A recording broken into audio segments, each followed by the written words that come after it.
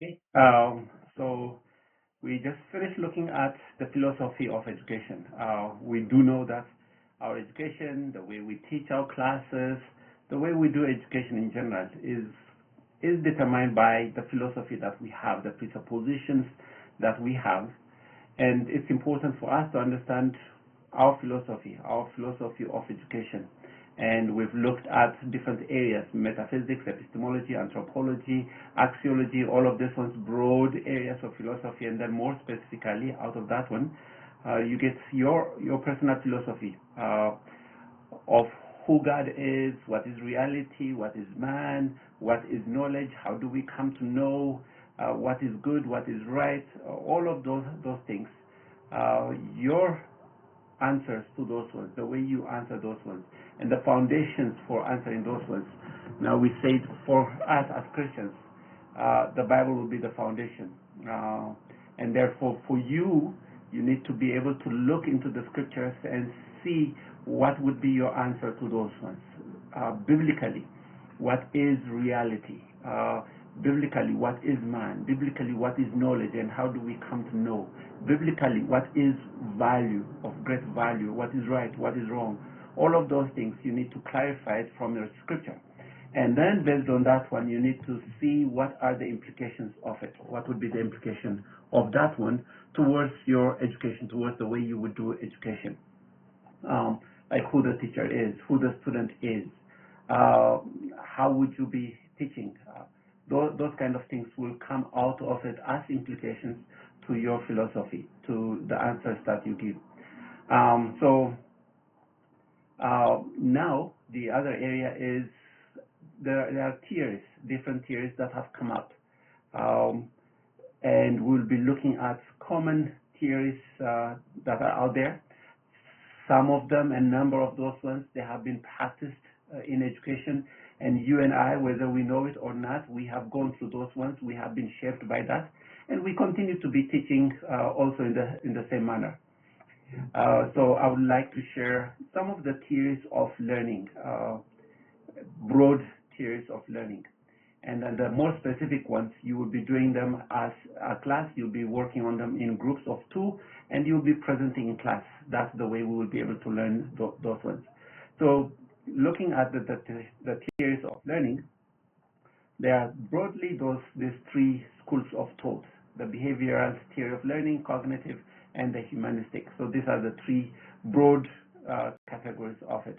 There are more other ones, but then broadly we'll be looking at this one for this session. Behavioral theory of learning, this emphasizes observable and measurable behaviors.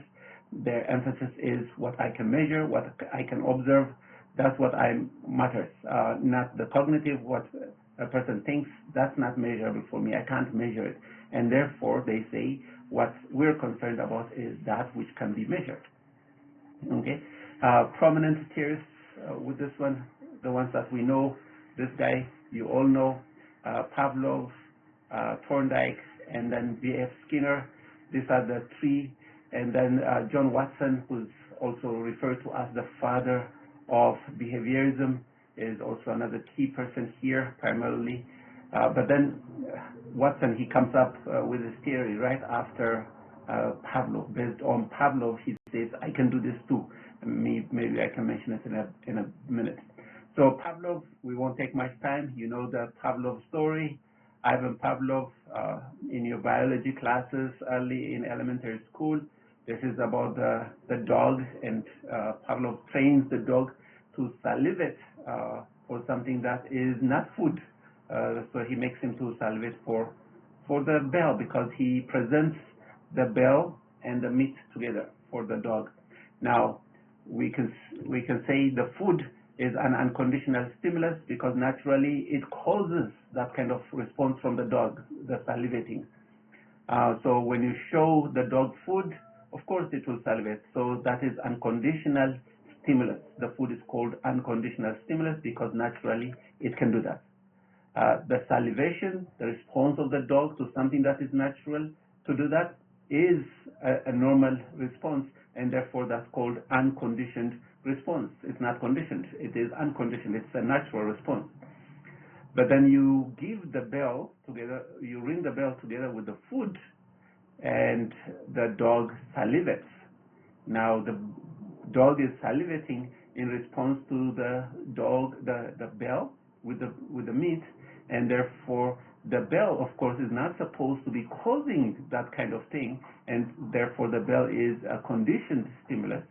The food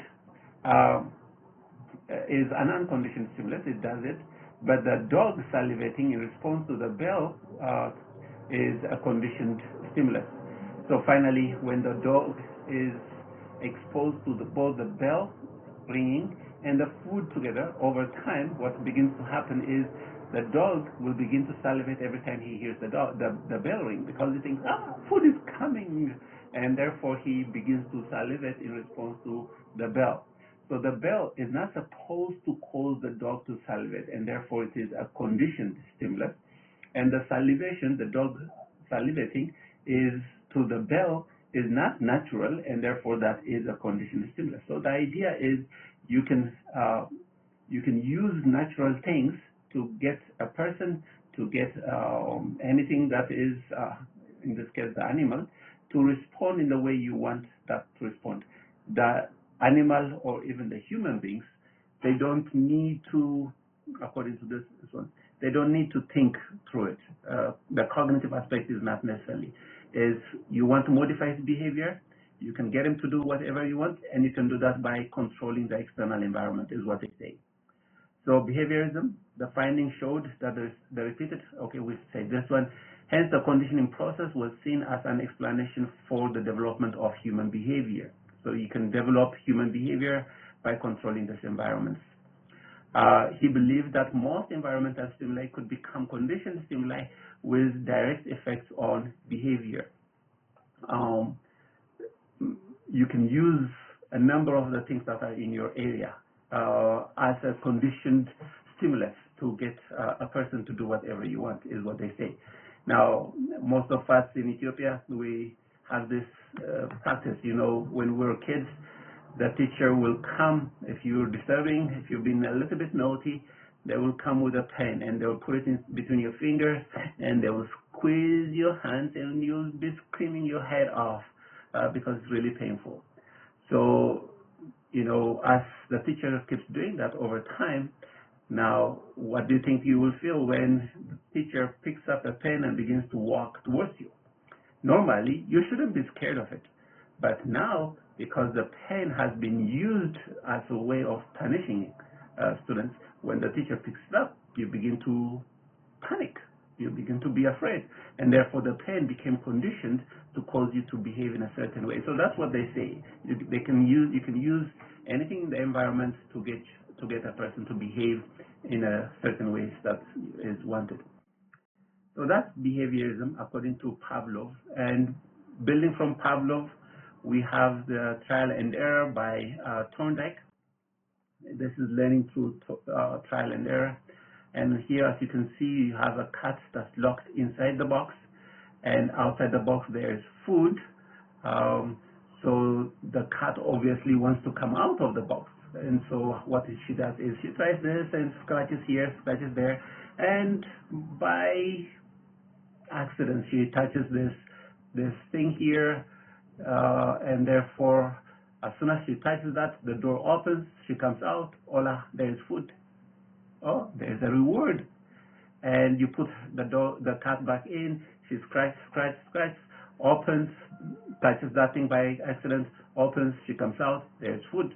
You put her back in, and with this repeated thing, the cat begins to realize when she touches that thing, there's reward outside. So she begins to behave that way. When she touches it, there will be a reward.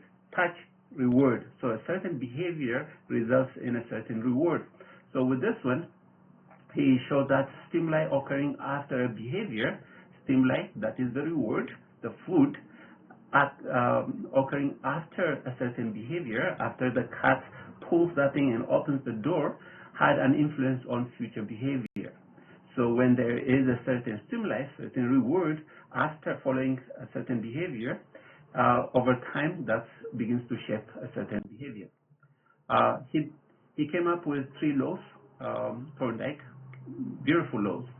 The first one is the law of effect. Any response followed by pleasure is strengthened. Any response followed by pleasure. Okay, you do well in school, you're rewarded. You will continue to do well in school. Okay, that kind of thing. So a certain behavior that's followed with a reward, that is strengthened. Or any response followed by pain is weakened. You talk in class with your friend, and if the teacher punishes you will stop that. Okay, so any pain that follows a certain behavior, that behavior will be weakened. Okay, so that's one. The second one is the law of readiness. He stresses the importance of preparation for learning. A student's interest in his work and in environment can be conducive to learning. Significance of subject matter to the students can affect that interest. We can't expect our students to be interested, excited to come to class. Many of our students, adult learners, yes and no. So you would assume adult learners, they're coming to the class because they are self-motivated, but then in some cases they have to be taking that class and therefore they are coming into class. Sunday school, church, people come to church, but then you can't think like in Sunday school class, for example, a child coming to the Sunday school class, you can't be assuming that the child is coming because he's excited to be in class and to listen to you. He might have been drugged, he might have been pulled by his mom, and therefore he's coming to a classroom very sad. Therefore, he needs to be ready, he needs to be prepared, he needs to be made ready to listen. You need to create that sense of interest in the student before he begins to listen to you. And therefore, you need to be thinking of how can I start my lesson in such a way my students will be able to see the relevance of it and get them interested. So that's what they call the hook. You need to create the hook. So that's the law of readiness he came up with. The other one, the last one, is exercise, the law of exercise. Suggests the importance of doing and of repetition in the learning process. Whatever is repeated, whatever you do frequently, that is what you will be mastering. So this is the idea of repetition, repetition, repetition, and that helps us to remember. It creates that network in our brains, neural networks that will be strengthened. We'll talk about it in our next session, I think. So that's important. So the idea of repetition. So this is Thorndike. Now, building from Thorndike, B.F. Skinner takes that one. I almost feel like Thorndike has been ripped off, because Skinner basically he takes Thorndike's ideas and he popularizes it. His work is based on Thorndike's law of effect. What he does is he replaces the idea of reward that Thorndike talks about with an idea of reinforcement. So when we come to B.F. Skinner, we hear reinforcement, positive reinforcement, negative reinforcement, adding something that is good and removing something that is good, positive and negative reinforcement. So otherwise, the same idea. Whatever is reinforced will be strengthened positively, or negatively, whatever is reinforced will be strengthened or weakened, is the idea. Okay, now these are the three. Of course, the Watson guy, John Watson, he built his idea on Pavlov. He said, oh, it worked with the dogs, it should work with the humans as well. And so he brought that principle into shaping the behaviors of humans.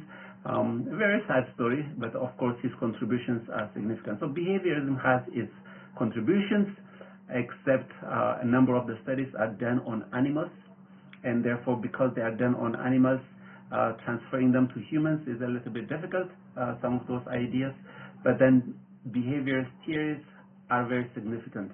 Over time, they have been experimented on humans, and they have been used with humans in different ways. We use them in education to this day in different ways as well. So the other one is cognitive learning theory. You can see this. This is a reaction to the behaviorism. Behaviorism is saying we can shape a person's behavior by controlling the external environment, external factors, introducing certain factors.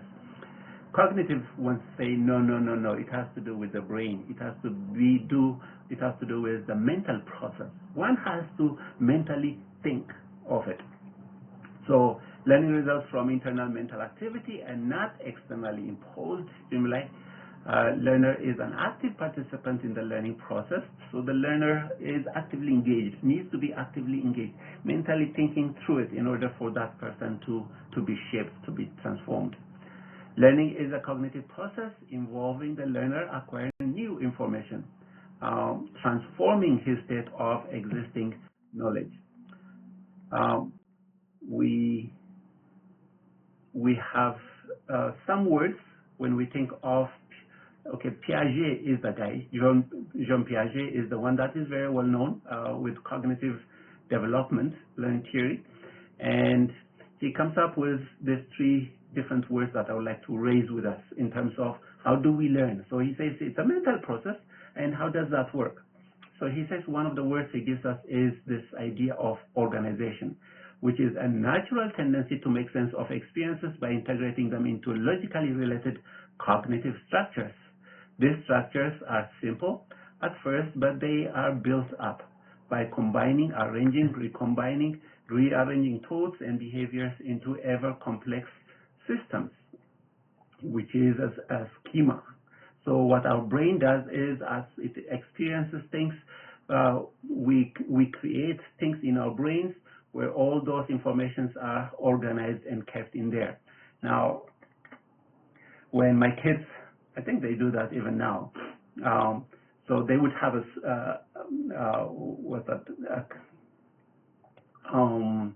where you keep your clothes in. So in that cupboard, what you do is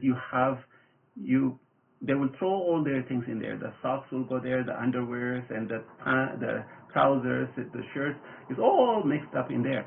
Now, when they want a sock, it will be difficult for them to find a sock because there's so much crowd in there. It will be difficult. You may find one pair, but then you won't find the other one, the other pair. So what do? They come into Dad's, and they assume Dad's is okay, but they will come and they will take yours because it becomes difficult. But what happens if they had it organized? If they had a block for socks, a block for underwear, a block for trousers, a pile for sweaters, and all of those ones. When they want a sock, they just go to the sock compartment pile and they take whatever they want. That's what our brain does.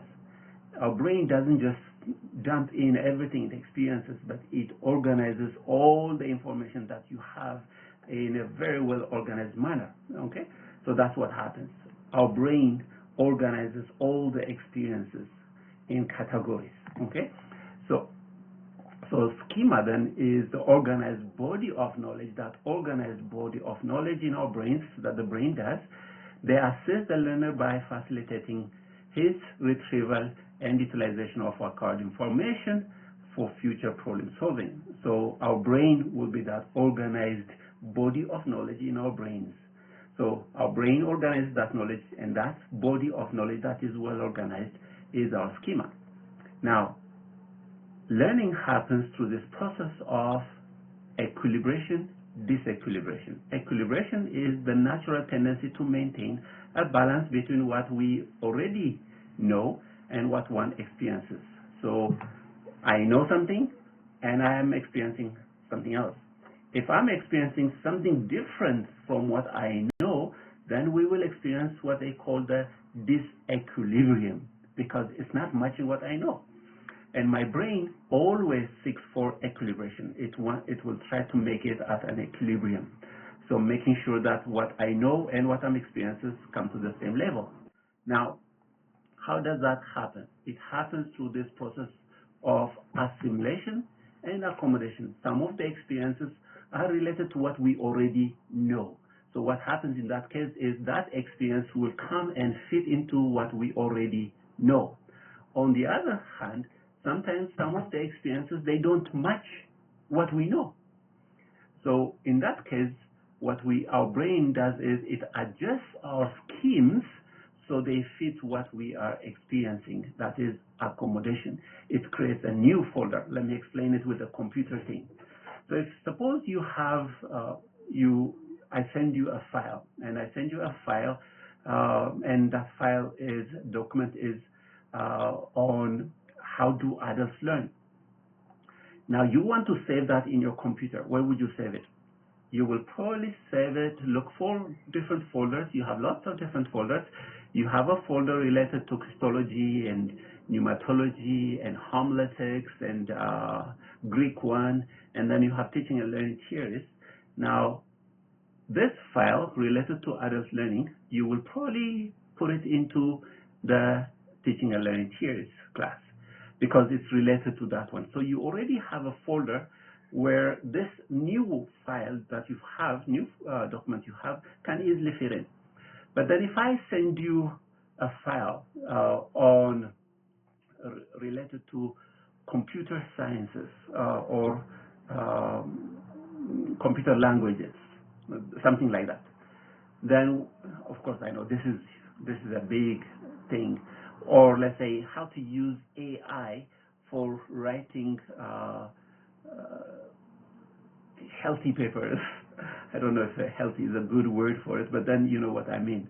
Then if I give you that one, then you have that one, and you're going to say, I haven't read anything related to this, and I don't have any folder in my computer related to this one. So what do? You create a new folder and you put that into it. That's what our brain does. When it experiences something new that it doesn't know, then it creates a new folder, a new schema, and that's called accommodation. So the new experience, the experience you have, could be assimilated if that knowledge already exists, or it could be accommodated if it's not there. If it is brand new, then it creates a new folder there. So how do we learn? We learn by taking the experiences, assimilating them into our brain, assimilate it into what exists there, or accommodate, create a new schema, and therefore that way our brain continues to grow. Okay. Now the third one is humanistic theory of learning. Humanistic theory of learning, humanism starts from the belief in inherent human goodness. Okay, basically man is good. Man has a desire, has his own emotions, will, which is quote unquote always healthy kind of thing, which will be a little bit dangerous when we think of it in terms of our biblical understanding of man, anthropology. So they argue that human learning must focus on learners' experiences, emotions, choices, and values, and emphasizes the uniqueness of each learner. Beautiful. I agree with all of this, okay? But we need to always remember, though, the fact that we are fallen human beings, fallen and therefore sinful. And as a result of that, we can't assume that our values are right. We can't assume that our choices will always be right. And therefore, we can't exclude the guidance, the leading of the teacher. We can't assume the student by himself will make that decision right, will make those decisions. Okay, so that's the point. Otherwise, we need to focus on the learner's experiences. Learners have to be engaged. We've already talked about this, active engagement of the learners. The student, as he does things, that's when he will learn. Yes, his emotions are important. Do I want to sit in this class? Do I want to learn this? Does my teacher care for me? Those kind of emotions are important in learning process. Choices, giving a student a choice is important, it's good, because what he chooses to learn, that he will be excelling on. Values and all of those ones. So that's what they say. The humanists believe in focusing on the students focus. So it's not just getting the student to be engaged mentally, but it is also caring for the student emotionally, getting the students to do what the student wants to be doing. Under John Dewey, in the late 1800s, the learner was placed at the center of the learning. So Dewey will be one of those people who moves into this, where the student has to become the center of learning. The interest of the student, the experience of the student exploring and finding things out for himself or herself is encouraged. Students are believed to make wise choices for their own learning when given the opportunity. This is what I said, we need to be careful with it. It's important, yes, the students need to be given choices, but under the guide, that's my theory, my philosophy, all right? So they may need some guidance, some leading in it. Teachers arrange attractive and meaningful learning situations, and students select from those the ones they find personally valuable, okay? So we do agree the students need to find what is valuable, and that's what it states. When the students are given choices to choose what's valuable to them, learning goes up. So as teachers, the teachers will be creating that attractive and meaningful environment for the students. So important implication for us in the way we organize our classes, learning environment for our students, we need to make it such that it is attractive to the students, where it catches their interest, their desire in it. They see the relevance of it, the importance of it, and so that would encourage learning. Okay, Maslow is another guy related to this one, to the humanism, and we all know Maslow. So human beings have needs which must be gratified. Now a new and higher need emerges as the lower need is gratified. So you remember those levels. I'll show those levels for us. As the lower need is met, then the second need comes. When the second one is met, the third one comes, and it keeps going. At one point, you may have had a Volkswagen and you wanted something else. So when you got something else, then you're thinking of another thing. So the needs keep going up. He produced a hierarchy of human needs which affects the pattern of behavior designed to achieve a goal, referred to as the motivation drive. So this is the hierarchy that he came up with. So the first one is the physiological need. This is the basic needs: food, water, shelter, those ones. If I'm hungry and if I'm sitting in your classroom and you're trying to teach me, it won't work. You have to meet my hunger before you try to teach me, because whatever you say will not sink in if I am starving. Okay? Once my physiological needs are met, then there will be another need, that is a need for safety. Before, if I'm hungry and all of those things, I don't care about safety. But now that my food basic needs are met, then I care for safety. I want to be safe. I want to make sure where I am is safe. So the students want to know that they are safe in the environment where they are in a classroom. Is the classroom a safe environment for me? Will the students be safe? Will they be abusive of me? Will the teacher be safe? Will he not be putting me down? Okay, so they want to know the environment is safe. When they know the environment is safe, then the third level is love and belonging. I want to be loved. I want to be a part of friends, a group there. I want to be in a place where I am accepted and loved. That kind of need comes. Now you notice, if physiological need is not met, that one doesn't matter. If I'm not safe, I won't care about love and belongingness and all of that. But when all of those ones are met, then esteem. I want to feel significant. I want to feel important. I want to feel like somebody who is sought after, that kind of thing. Okay. And finally, it is the self-actualization, where I begin to give back to the society. I want to leave a legacy. So this is a hierarchy of need. For us in our classes, you need to be thinking of this. Physiological needs, are there certain basic needs that need to be met with the people that we are working with, the church, the congregation, the Sunday school students, the youth group people that we are teaching, working with? What kind of life are they going through? Are they struggling with physiological needs? How can I make sure that my room, my area is safe? The students that come into the classroom are safe. How can I make sure that the students are in a loving relationship where they belong to a group, where they are loved? And self-esteem, where they feel like they are significant, they are important, by engaging them, involving them, and all of those ones. And then finally, it's self-actualization, allowing the students to be able to give back, people to be able to give back. So these are the different levels that he comes up with. Now, there are some principles that come out of it. Students should be able to choose what they want to learn. That's one principle. Second, the goal of education should be to foster students' desire to learn and teach them how to learn. The focus has to be creating a desire in them, because if they have that desire, then they can continue to learn. They don't have to be dependent on you. They don't have to come and say, okay, pour it on me. Because if you have equipped them, then they should be able to learn by themselves. Okay? I believe higher education has to be at the level where it trains people to learn for themselves. It's not where we memorize things, but we are equipped to be able to give back. Humanistic educators believe that grades are irrelevant because it causes people to work for grades instead of being self-motivated. It's not only grades, but they say tests have to be objective, not objective, but subjective, because objective tests require memorization. Subjective ones allows people to just voice and share their experiences, their thoughts, their critical thinking processes.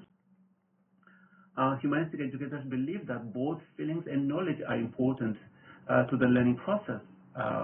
So they say it's not only knowledge that's important, but also the feelings are also important. How the student perceives whatever they are learning, the environment where they are learning. So their emotion is important besides just the knowledge of it. So it's not about you just pouring information into them, but it is also the emotional state of your students also that you need to consider. Are they connecting with what you're teaching? Are they connecting with you? Are they connecting with the students around them? Are they emotionally engaged in it? Humanistic educators insist that schools need to provide students with a non-threatening environment so that they will feel secure to learn. So this is the idea of safe environment. All right, so that's what it is. This has to do with the tiers of learning, and there are many other tiers that you will be sharing in class. All right, bless you, and I'll stop here, and then we'll move to the learning styles in a minute.